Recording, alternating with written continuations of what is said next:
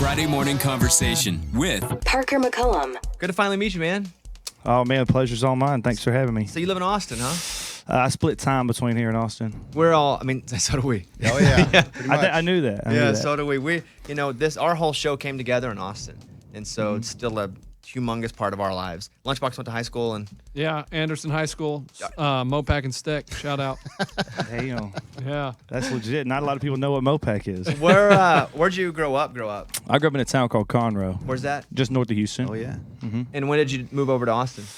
Right after I graduated high school, just a few days. Was that to pursue music? It was. I told my parents I was going to community college just so they would let me move there. And I went for about a week and a half. And I was enrolled for like a whole year. They didn't know that I wasn't going. But I told my dad, I was like, man, I think I could do this seriously. And he was like, well, you get out of school and do it. So your parents were super supportive of that? My dad really, really was. He's kind of businessman, He didn't have a college degree either. So he was like, if you're not going to be a doctor or a lawyer, go get it. Go start learning, doing what you actually want to do. And I didn't know how to form a band or even get a show for a couple years, and just kind of bummed around Austin. Finally started playing at the Saxon Pub and Pootie's out in Spicewood, if y'all know where that is. And now I play the Bobby Bones Show today. So what was it? You go and you're just playing these any type solo spot you can get, right? So when did it all start to kind of come together where you're like, oh, I may actually have a career in country music? Well, there's a band out of Texas called the Randy Rogers Band. We know 'em. And I was a huge fan growing up, obviously.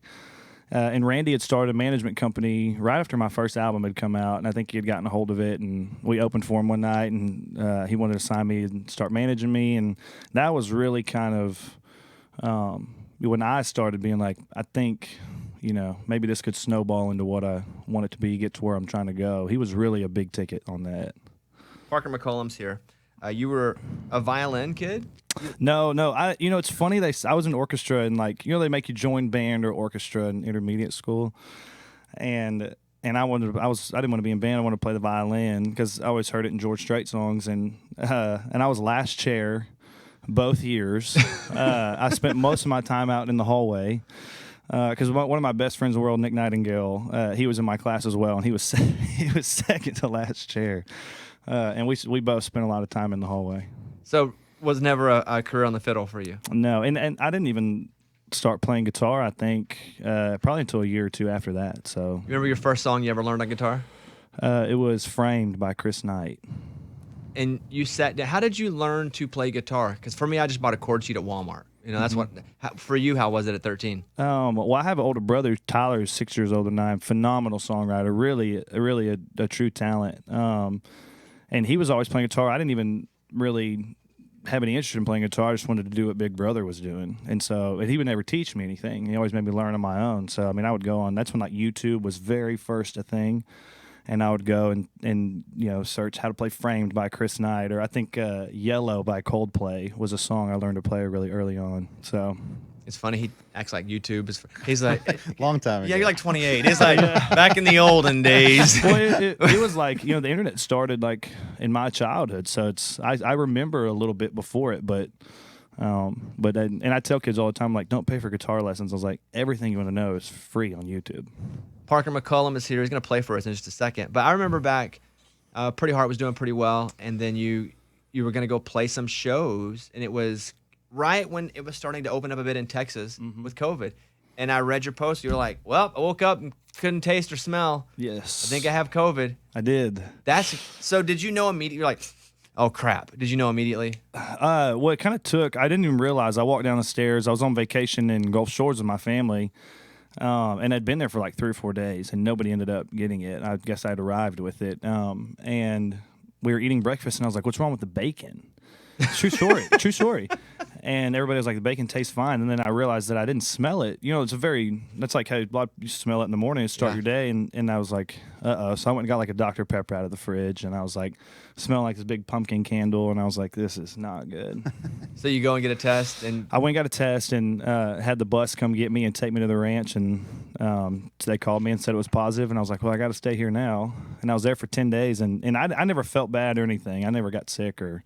the taste and smell thing was the only thing. So Eddie had it. He was a bit symptomatic. Yeah, I was, but the same thing for me is like I was in the shower and like my shampoo's so strong smelling and I can't smell it right now. And then when I got out, I sprayed cologne and couldn't smell that. I'm like, I'm in trouble. it's really bizarre. It's hard to explain to people what it's like. It just like I hope you don't have to experience, obviously, but it's really strange. I saw you posted on your Instagram feed that it was John Mayer's birthday. You're wishing him happy birthday. JohnMayer's my favorite artist. You know, Wow. John Mayer and Garth Brooks, to me, are my favorite. So what about John Mayer, is inspiring to you? It's a lot of people I know, I think it kind of gets put on the back burner a little bit with him because he's such a phenomenal guitar player and his image and everything is kind of spot on.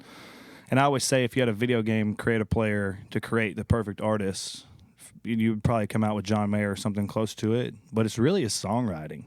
Everything from Heartbreak Warfare, Heavier Things, Born and Raised in Paradise Valley were two records that didn't get a lot of love that I really kind of lived with for a while. And they were more country Southwest. They really based. were. Yeah. There's like steel guitar Yeah. on it and stuff. I always say it's like really close to country music. It's like not all the way there, which I thought was really cool. And I think someone that he's 43, 44 now, no wife, no kids, still fully committed to a career in songwriting and still trying to write great records.